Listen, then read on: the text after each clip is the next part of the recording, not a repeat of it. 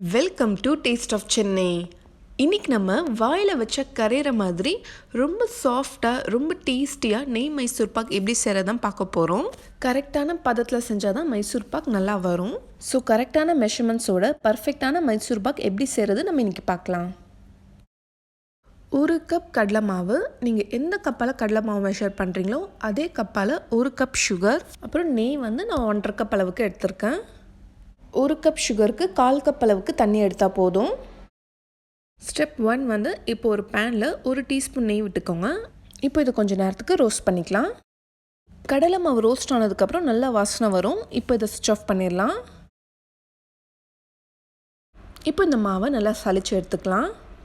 கட்டி இல்லாமல் இருந்துச்சுன்னா தான் நல்லா வரும். இப்போ இந்த மாவில் நம்ம எடுத்து வச்சுருக்க நெய்யில் பாதி அளவு இதில் சேர்த்து நல்லா மிக்ஸ் பண்ணிக்கோங்க. நல்லா இந்த மாதிரி ஸ்மூத்தாக மிக்ஸ் பண்ணி தண்ணியை எடுத்து வச்சுருங்க. இப்போ இன்னொரு பேனில் நம்ம சுகரும் தண்ணியும் சேர்த்துக்கலாம்.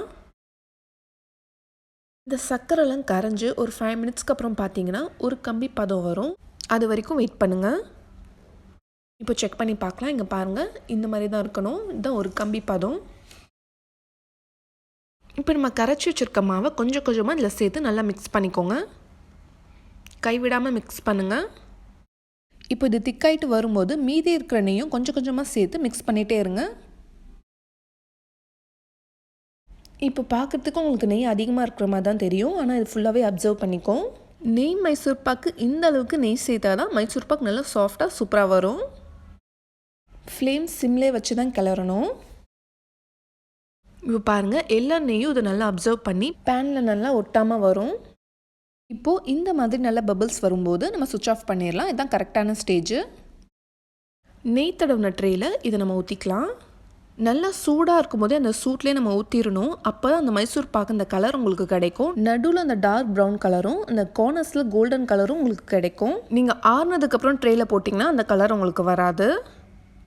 இப்போ இது ஷேப்லாம் பண்ண தேவை, தானாகவே செட் ஆயிரும். இது கொஞ்சம் ஆறுனதுக்கப்புறம் நம்ம கட் பண்ணிக்கலாம். இப்போ இதை நம்ம கட் பண்ணிக்கலாம்.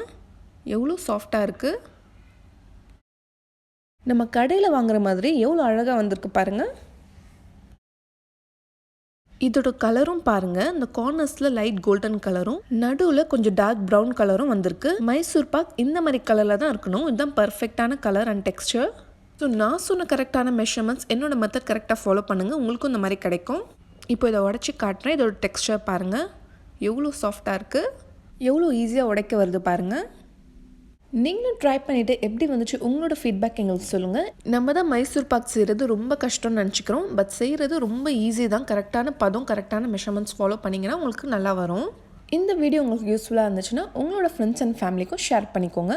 இந்த மாதிரி நல்ல ரெசிபீஸ்க்கு எங்கள் சேனல் டேஸ்ட் ஆஃப் சென்னையை மறக்காமல் சப்ஸ்கிரைப் பண்ணுங்கள். நாளைக்கும் இதே மாதிரி வேறொரு நல்ல ரெசிபியில் சந்திப்போம். தேங்க்யூ ஸோ மச் ஃபார் வாட்சிங்.